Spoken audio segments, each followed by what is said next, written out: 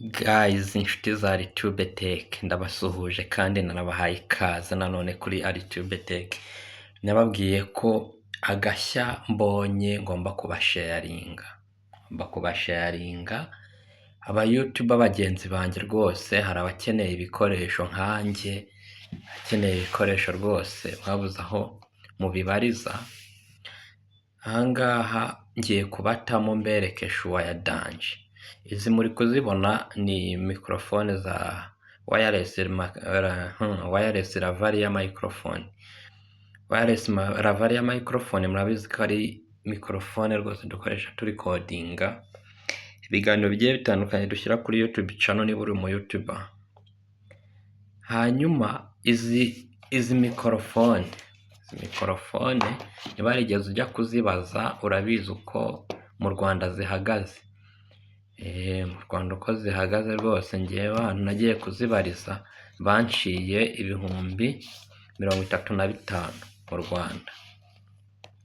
Ariko nkubwiye ko izi mikrofone amafaranga naziguze atagera no mu 20,000, ntabwo wabyumva. Uti byagenze gute? Ngiye kuguha link.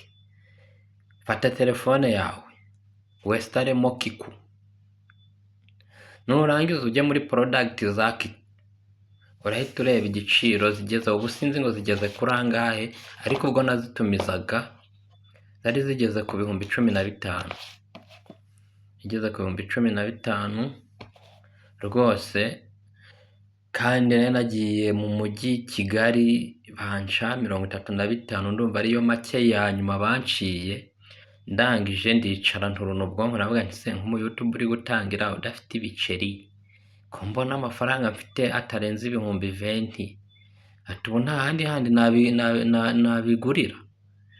Nibwo rero nikojeje ku ka WhatsApp nandikira mushuti wanjye w'umu YouTuber, ndamubwira nti se mikrofone wo ukoresha ni bwoko ki? Arambwira ati nkoresha lavalier microphone. Maze kumbwira ko akoresha wireless lavalier microphone, nagize amatsiko nabaza nti se zigura gute? Arambwira ati rero uko zigura mu Rwanda bagucana 50 hari i Kigali, ati ariko ngewe nazitumije hanze, dore iyi ni USB yayo. Navuga nti nanjye reka ndebe. Iyi ngiyi niyo receiver y'izi lavalier microphone. Iyi niyo receiver, ubona ifite port 3. Iyo yakije itangirira hano muri type C phantom, hanyuma ukagenda uyihindura. Iyo uhinduye rimwe ihita iza hano muri iPhone, wahindura irindi rimwe ukanze buto igahita iza hano muri kamera cyangwa se muri ekoteri.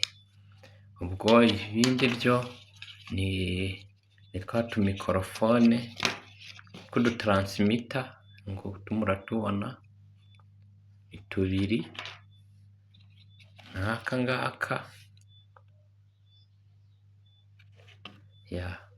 Ubwo rero niba ukeneye ibikoresho ntibikaguhende cyane, uragenda ukesitara iriya application, ukesitara application ya Kiku. Wamara kuyesitara, icyo ukora ni ukujya muri product nyine ugahitamo product ushaka.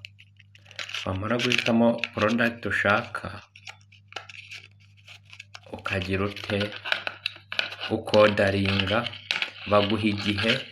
Iyo stock yabo yuzuye bishoboye kumara ibyumweru 2 gusa, ariko iyo stock ituzuye bishoboye gutinda nyine, bitewe nuko ntabwo bakohereza iyi package yawe yonyine. Dore hano naho haba harimo user manual. Iyi ni user manual y'ukuntu gakoreshwa, how to use, short press n'ibindi. Urasoma nyine ukareba uko bimeze.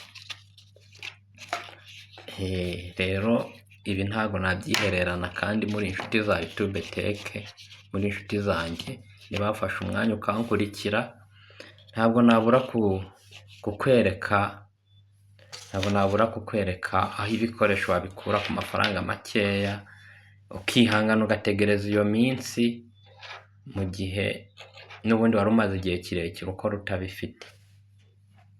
Ndagushimiye rero niba ubikunze ko nawe iki gikoresho wagikenera kandi ukagikenera mu buryo nk'ubwo nanjye nakoresheje.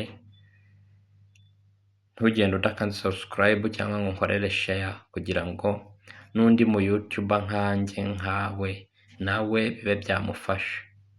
Ndabashimiye cyane rero, tuzasubire muri video z'ubutaha. Ciao ciao.